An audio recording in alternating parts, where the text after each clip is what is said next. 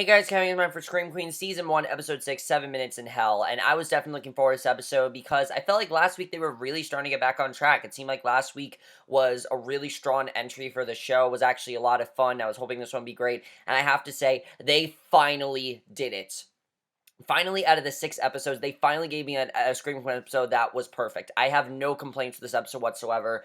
By far best episode of the season. There was so much I loved about this episode. I mean, things that I don't normally like, I liked in this episode. There were so many great things about it. It was so funny. It actually had some really good heart to it as well, and it was a very character-driven episode, but at the same time, it had a lot of plot going on. It really is what I want from Scream Queens. If I had to pick an episode that very much represents what I think is the best of Scream Queens, it would be this episode. This episode is everything that makes Scream Queens great and more, and if they continue the momentum of these past 2 episodes, this is going to be a much better show, and I hope it continues to be that because I really feel they're starting to get into they're starting to get back to, they're starting to become aware of what makes the show good and what makes the show not so good. So let's get in this episode. There's a lot to talk about. As we know last week, of course, Chanel announced that her and Zayday um, basically people are going to cast the votes for her and Zayday, and that's basically where we start. Everyone votes for their candidates they want to win, and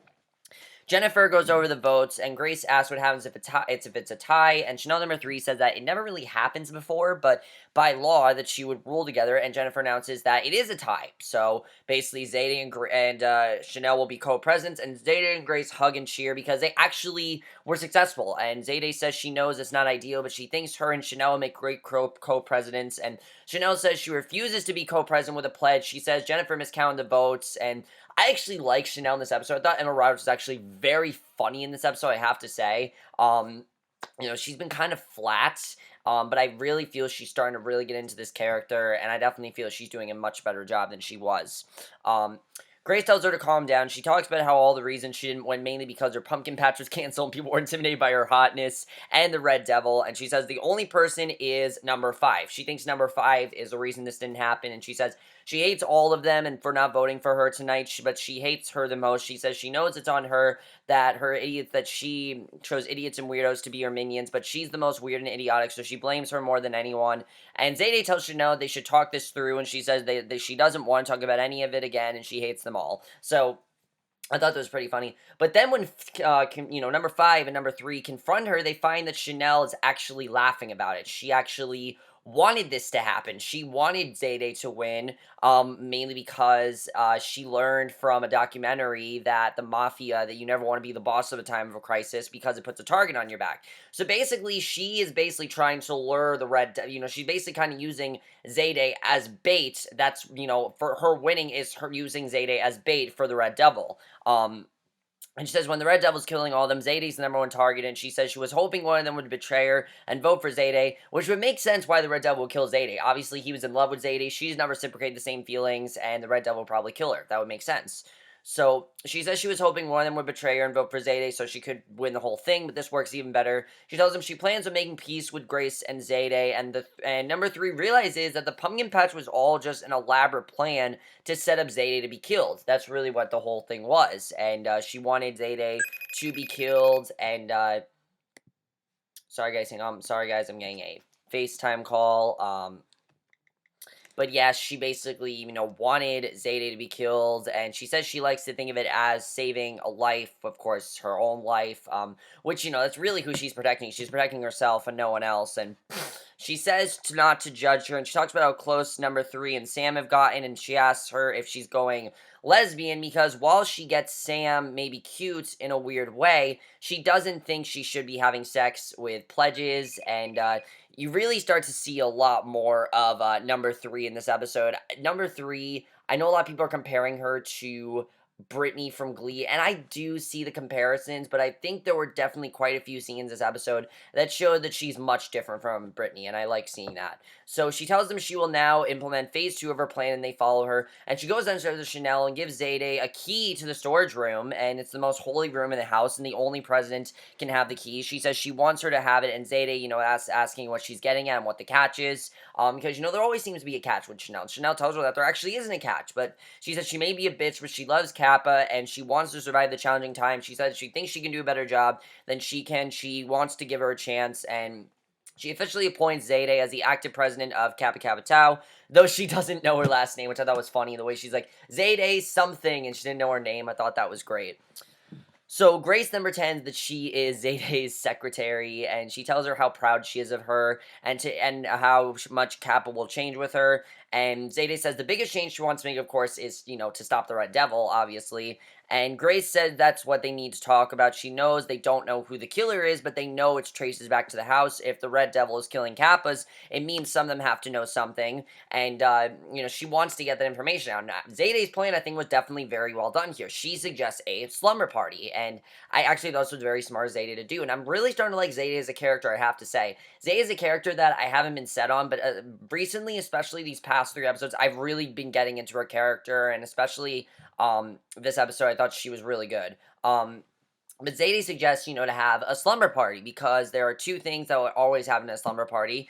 Someone experiments with lesbianism, and secrets are revealed. And that's true. That's something that always happens. I mean, I wouldn't know personally, but of course, from movies and things like that, we all know that's what happens at a slumber party. And Grace says it's a brilliant idea, and says they can create situations and scenarios to get secrets to come out, like a big game of truth or dare. And Zayday says will be your first act as president, and Zayday makes the announcement, and Chanel thinks this is a horrible idea. She wants nothing to do with this, and Chanel number 3 says she's into it right away, saying this is a great idea, and basically wants to use it as an opportunity to play spin the bottle so she can, admit her feelings to Sam, which she clearly is having feelings for her. And Zayday says that someone always goes lesbian, which, she can tell that Chanel number 3 is, and Grace says they need to play Truth or Dare first, but number 3 says they're having the slumber party, but before they do anything first, they're playing Spin the Bottle, and they vote on it, and almost everyone agrees but Chanel and Hester. Hester probably just because she's Hester and she doesn't like, normal things, so that's why Hester probably disagreed to it. And Chanel asks why Spin the Bottle, since the Dickie Dollar Scholars aren't even there. And then we go to the Dickie Dollar Scholars, and there's some really great stuff with them in this episode. Everyone is cheering for Caulfield, who Caulfield is the one that got his arm sawed off, which I love how we keep cutting back to him. He's a really fun character. Chad makes the announcement they just chugged 4 liters of canned pasta in 45 seconds, which is pretty incredible. I do have to say that. It's ridiculous, but it is pretty incredible. And he says if anyone ever tells him he's handicapped, he has to give him a call, and they will tell him this story. And Earl then says that they're going to have a sex intervention with Chad, and they talk about all the girls that he's had sex with, including Munch and Denise, specifically them, and talks about how he shouldn't be having sex with older women.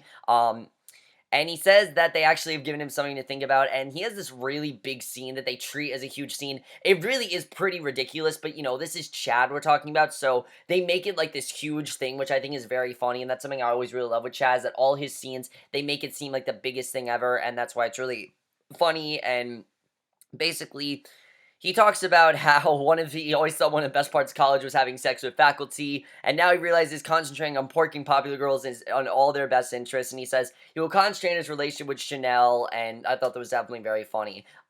Just seeing Chad honor a promise like that is great. And by the way, by far Chad's funniest episode, Glenn Powell is definitely really getting to this character, and he really is great, I have to say. He's getting better and better with every episode, and I'm loving Chad more and more. I mean, even though Chad is a dick, that's what makes his character so great.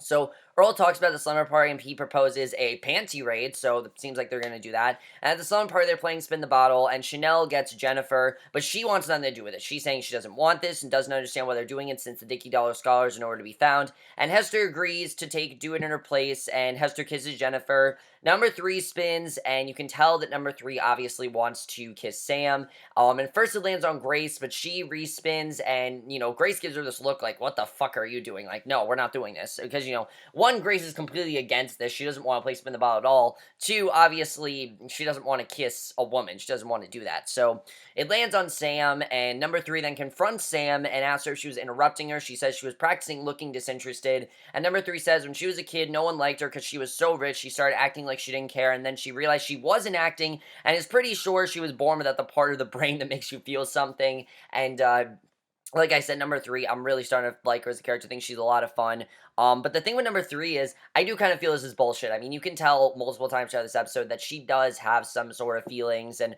Sam says they have something in common. Number 3 tells her that her sex life is quite unusual. When she turned 18, she started dating one of her dad's friends, and he committed suicide by running himself over with a golf cart, and then the guy she dated last year was so upset with her ears, he left school, and now he writes her letters threatening to cut them off if he ever sees them, which is why she always wears her earmuffs. Which, of course, course, it's something we need to know why she wears these earmuffs. I mean, it's a small detail, but that's why it's really funny. And Sam says she thinks the only way to understand feelings is if she lets her gently rub her uterus right now. And she says she doesn't understand. She's Charles Manson's daughter, and basically, you know how he had that madness for love. She has that as well, and she says that they can never have sex. And she says if it was possible for her to feel anything, she would be crying. And I thought that was really funny. So in the kitchen, everyone's making s'mores, and Chanel says she has chocolate-covered peanuts for Chanel's s'mores, but they're actually packing peanuts, and I thought that was funny. As we know, they've been eating cotton balls, and now they're eating packing peanuts. Even though Hester told them to stay on a balanced diet, they have not listened to her, and they're still doing their thing, which I think is pretty funny. So she asks why Jennifer and Sam are back without any ice, and they say they have a problem. All the doors are locked solid, and they're trapped there. And this is really when we start the whole bottle episode, because essentially for the rest of this episode, this is pretty much a bottle episode, which I thought was really cool, and that's one of the reasons the episode succeeded as well as it did. Oh, also, for guys, I forgot to say that Wes, Gigi, Munch, and Denise hardly are in this episode. They barely appear, and I was fine with that, honestly.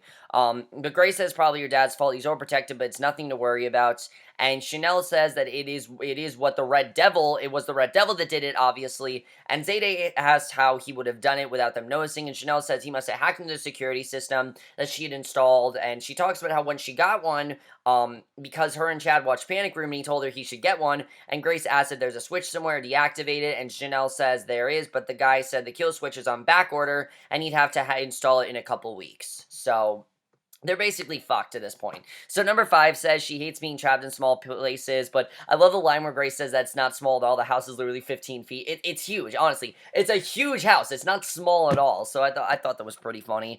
Hester says that the killer would only do this to pick them off one by one, and Jennifer says it's a matter of time before one of them or all of them end up dead. And the power is then cut out, and this is when things get really crazy. And Chanel then calls Chad, and he literally tells her about the Panty Raid right in front of her. And she's like so impressed about. She's like, that's amazing. I love you. I thought that was really funny.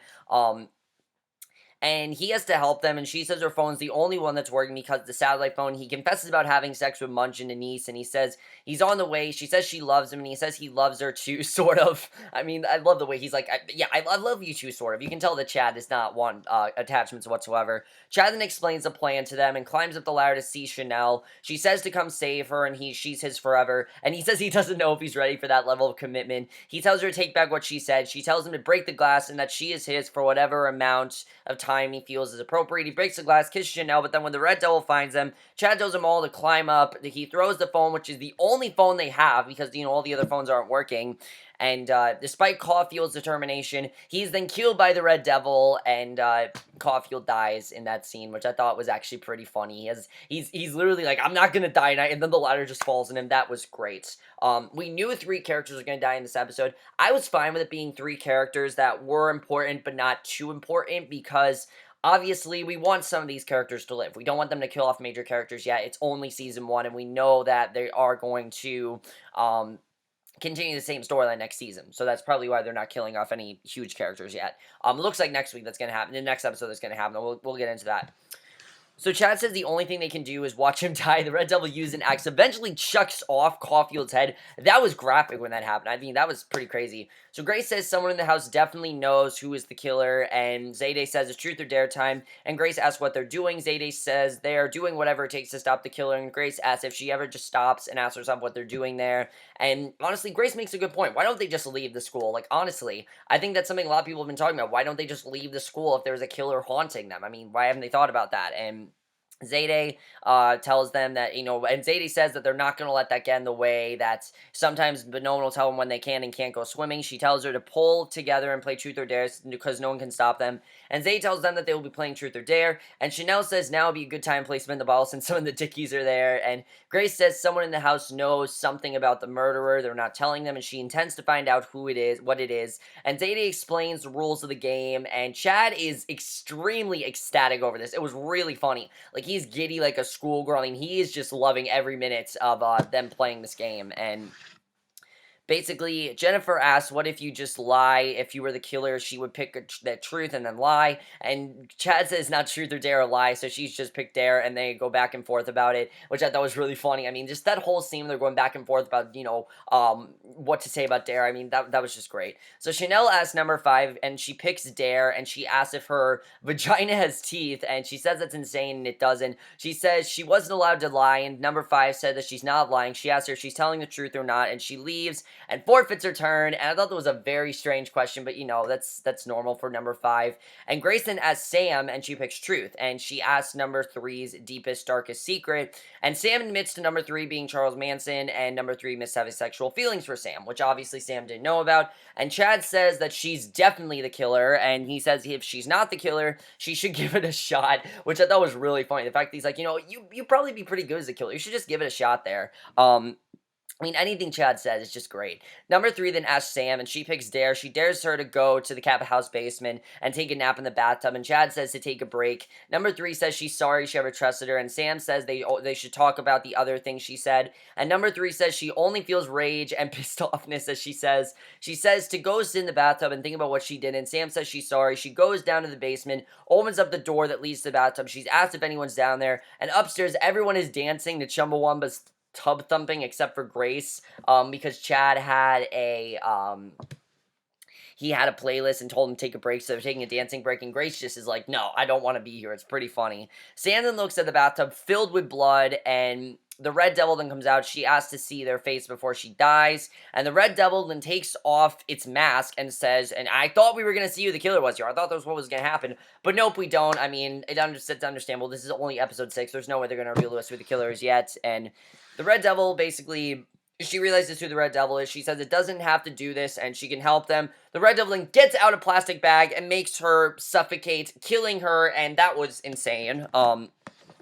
Hester then talks to Chad, and Chad says the killer took all the food and left them with nothing but watermelon wine coolers in the fridge, and she realizes he's trying to starve them to death, and Hester says there's never any food in there. She says to Chad, after their erotic graveyard session and the haunted house, she thinks they could be the next it couple, and he asks who gave her the idea, and I love how she talks about how he literally texted her that, and he doesn't even remember, and he says the problem with texting is that no one can't hear the context, and she says he's been spending a lot of time with Chanel tonight, though she decided not to wear a bra, but he hasn't been staring at her shirt once. He says he was waiting to talk to her about this because he was hoping she would die and wouldn't complicate things, and he tells her she's nuts and then puts him in a tough spot because she's been the screw of his life, and she says she has 2 things about her: she doesn't take second place, and she doesn't stop till she gets what she wants, and Chanel asks what's going on. Hester says it's nothing. She's just getting her a wine cooler. Tells her she looks amazing tonight, and getting trapped by a serial killer really suits her. By the way, Leah Michelle is so creepy in this role. It's just so great. Honestly, she's great.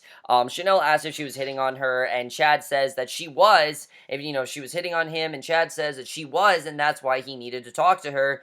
Because he's turned on by her and he needs sweet release, and he asks if she's cooking oil because he needs to jerk off, and she says they need to go and join the others because it's game time again, and Chanel then proposes a new game, 7 Minutes in Heaven, which of course, obviously she do for her and Chad, and she goes first and she picks Chad, and Grace says the whole point of Slumber Party was to figure out who the killer is, and Chanel tells her to give it a rest. Whatever her plan is, it just isn't working, and her and Chad go to the closet. She basically says she wants to take the relationship to the next level, and he agrees. He says he loves having sex with girls. At the end of the day, he just wants one girl, and thinks about the good thing. He says that she has a lot to handle, and then he thinks about the good things about her, how her dad is rich and how gullible she can be, and those are the only 2 good things about her. Like, that's the only thing you could think about, and she is ecstatic over it. It just shows how funny Chanel is. I mean, really, this whole episode, they really showed how much of an, I think, idiot Chanel is, and how just stupid she can be and how shallow she can be. I mean, we really saw that they want us to think she's pretty much an idiot for doing this, and she really is, honestly. She really is an idiot, and that's something I thought was definitely very funny. So, basically, we then see after this that she says all the murders have caused her to do a lot of soul searching. She would consider it under one condition. He has to pinky pledge her that he will not have sex with anyone else and be monogamous to her, and he agrees, and we don't know if that's going to last very long. But number 5 tells Roger they're next, and number 5 then screams when basically we then hear a scream. Hester screams when she finds Sam dead, and she says she came to see if she needed anything, but she didn't because she's dead. And Chanel says if Sam is dead and all the doors are locked, that means the killer is in the house. She says it's pretty convenient. She's the one that found the body, and she says she's the darkest of them all, and they pretty much suspect that Hester's the killer, which we know she's not because she was with Chad, so there's no way that she is the killer. But Grace says it doesn't do them any good to accuse each other without evidence, but she does admit that it is suspicious that Hester is the one that found Sam. Honestly, that is pretty suspicious and very shady. I definitely would agree to that, and definitely that's not something that isn't very shady. And Grace says it doesn't do them any good to accuse people and Hester says she suggests someone guard her for the rest of the nights, and she nominates Chad, which Chanel quickly shuts down and tells her they're going to lock her up in stairs in her closet till she can find a way out. And Roger number 5 then make out. Roger says it feels so good knowing that his brother is gone. It's such a relief. The only time they were ever apart is in 2 minutes, that they're separated, that separated their birth. And he tells her about a language they started when they were younger. And suddenly she sees the Red Devil come up to him and kill him with a nail gun. I mean, that was just probably the most graphic kill we've had, was that nail gun. I mean, that was insane. And that was literally like a Final Destination death. It was pretty cool. Number 5 screams. The rest find him, and she talks about what the Red Devil did. And Chanel says they know number 5 is a psychopath, but that no one likes. And she went in the closet to make out with her boyfriend. And basically now we've had 3 people dead. Because if you guys have been keeping up, Caulfield died, Sam died, and now Roger died. So Chad says when Caulfield got his arm sawed off and the killer went after the DDS, he suspects that there are 2 killers, and Chanel says it's Hester and number 5, even though she believes they are the killers, and then tells Grace it's interesting Pete isn't there tonight, and yeah, Pete's not in this episode at all. Grace says that he told her he was studying tonight. She says all she's going to say is that it's interesting, and Chad realizes that there's a trap door in the closet, and number 5 says she wasn't lying, and Zayday finds this very suspicious, because obviously Chanel knew about this and didn't tell them, and Grace says that Chanel couldn't have killed Roger because they were all together when they were in the closet, and at this point, they're just accusing each other one by one. It's actually very interesting. It's something I've been wanting to see in the show. And Zayday decides to go down in the trapdoor. Grace says she's crazy. Zayday says if none of them are the killers, the tunnel is how the Red Devil got in. That also means it's their way out. And Chad says he won't go down there because he does not like cobwebs. I love that was his explanation. He's like, yeah, I don't like cobwebs, so I'm not going down there. I mean, that's totally something that Chad would say. Thing is, though, with Chad so obsessed with death, you would think that he wouldn't be scared, but he's scared of cobwebs. I think that's hilarious.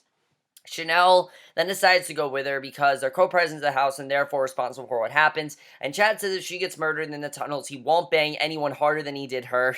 They go down to the tunnel. Chanel tells Zayday some background about the tunnels, and she says they were decorated by a former Kappa sister who was the interior decorator for both administrators. She had affairs with both of them, and the rumor is that she fell asleep while having sex with one of them, and they crushed her to death. And she then shows her paintings of former Kappa presidents going back as far as the 1920s, and Chanel says they can get through the year without them being killed. They could be the greatest of them all, because obviously they could stop the Red Devil. And the Red Devil then appears with 2 axes, runs after Zayday, almost killing her. Chanel surprisingly knocks the Red Devil out, saves her, and I know people are like, well, why don't they just unmask the Red Devil? Because that's not what they were trying to do. They were just trying to... they're trying to figure out who the killer is before they unmask the Red Devil. I don't really think they're not thinking about that right now. So, basically, I thought it was surprising that Chanel did that. And when asked, Chanel says it was just about having the numbers. And, yeah. So, then we finally see Munch, who we haven't seen at all in this episode. And Grace basically tells Munch and Chisholm how all the killings have been about Kappa except for Coney. And I love the scene where Zayday says to Chisholm that he's the worst detective ever.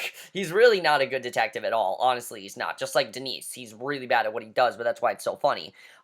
Grace then gets a text from Pete asking if she wants to make out, and I was trying to figure out if this text was sent, like, at night at some point. I mean, she had this look on her face like she's really concerned. So, definitely Grace, I think, is starting to get a bit suspicious of Pete. Definitely. Even though she's been suspicious of Pete, I feel like her suspicions are now coming back because of this text from Pete. I mean, it's obviously pretty questionable what's going on there. But Munch basically says to Zayday that all the deaths that took place the night before were both justifiable and inevitable, and Munch says that it means she can make a call saying that we're safe and to resume after school activities.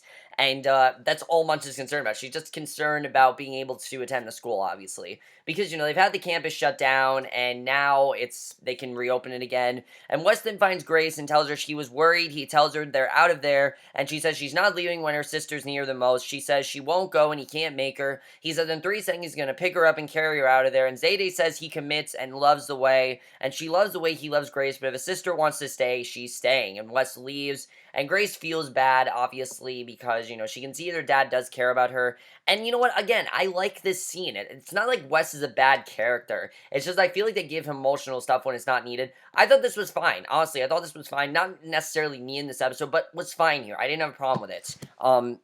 Number 3, and then we have this really great scene between number 3 and number 5. It's actually quite an emotional scene. I really like this. Number 3 tells number 5 that she's sorry about Roger and Dodger, and number 5 says she's sorry about Sam. Number 3 says she's not a lesbian, she's in love with love, and Sam's death told her once that she's in love with someone.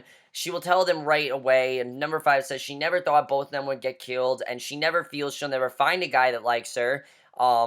And she simply is a freak. And I honestly felt bad for number 5. I mean, she's really been through a lot. Chanel's been treating her like shit. She went through that whole thing with Hester. I mean, there's a lot that's been going on with her. I felt really bad for her here. And she tells her the only reason she's in the house because she's a legacy. But nobody actually likes her. And, Chanel convinced the whole campus her vagina's teeth. Number 3 says she's going to find another guy. She's super cute, and she's a Kappa. And she's sure there's a guy out there who looks up to her for who she is, actual teeth and all. And she makes a pact with her that no matter what happens, they will outlive Chanel. So basically, it seems like they agree. And, it seems like the two, they're going to try to make sure that they live after Chanel, which I thought was definitely very interesting that we saw that. And I like this scene between them because number 3 and number 5 really haven't done a lot besides be Chanel's henchman and done some things for Hester. And here they're finally getting some individual storylines that I definitely really love, and I definitely like that. And I definitely feel that Chanel number 3 does have feelings, even though she doesn't say she does. I think she does. We clearly could tell in this scene that she did.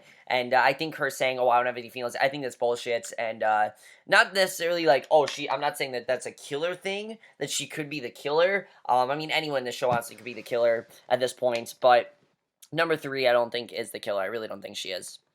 So, I really don't think number 3 is killer. But then Chanel basically gives them the speech. She tells them that the deaths have made them closer. She even kind of likes Zayday now, and she has brought them gifts, which are nunchucks, which are obviously good to protect them and good for their safety, and probably better than all the other gifts that she's given on Chanel Halloween. And Chanel says if there's anything she can leave them with is that Kappa's Kappas don't take crap from anyone. And Grace says that she joined the sorority, be close to her mom to get a taste of the sister that she was inspired by. And after last night, she really fell and tells them she's with them. And Chanel tells her that it was a pointless announcement, which I thought was really funny. She's like, thank you for that pointless announcement. And she says she pledges from this night on that they will not lose anyone else. And number 5 asks how she will do that. She says they will take the fight to him, and she will not rest until they have the Red Devil or Red Devil's head spiked on the front lawn of this house. And, again, they pretty much suspect that there are 2 killers now, and I think there are 2. And Zayday says that's all good, but because of it being her slumber party idea, they never got to properly finish said party, and she agrees to the dance party. And Hester says this is perfectly random. Number 3 says it's a great way to pretend no one else will be brutally murdered. Hester screams Kappa very much like the first scene in this entire show, where the girl was like, Kappa. It's very much like that here. And the Red Devil is then lurking out from the window, and that's how the episode ends. And I absolutely love this episode, and I'll tell you guys why. Like I said, it was really funny. It had some really great acting and character work, and definitely, I really like where we're going here. I think there are some really interesting storylines. Now we know there are 2 killers. We officially know that, and there definitely are 2 killers. I like that we found that out about them. Who do I think these 2 killers are? I mean, Gigi obviously is working with one of them. One of them is definitely Boone. I know one of them is Boone, definitely. The second one, though, I don't know. I feel like Boone is one of them, but the other one would have to be... I honestly don't know. I feel like Chanel number 2 we know is coming back next week. She's coming back. Well, not next week, because now we gotta wait a hiatus. Of course, when Scream Queens gets great, now we have to wait a hiatus, whatever. But this episode was a real game changer for me. I think this episode has a lot of potential. It wasn't like the best episode of TV ever, but it definitely was a lot better than the ones we've been getting, and that's something I definitely really loved. I like this storyline of number 3 and number 5 going after Chanel. Who knows where this is gonna go, and this could be very interesting to see where this goes. Honestly, it could be pretty funny, and I can't wait to see where they go with that. That's definitely something I'm looking forward to.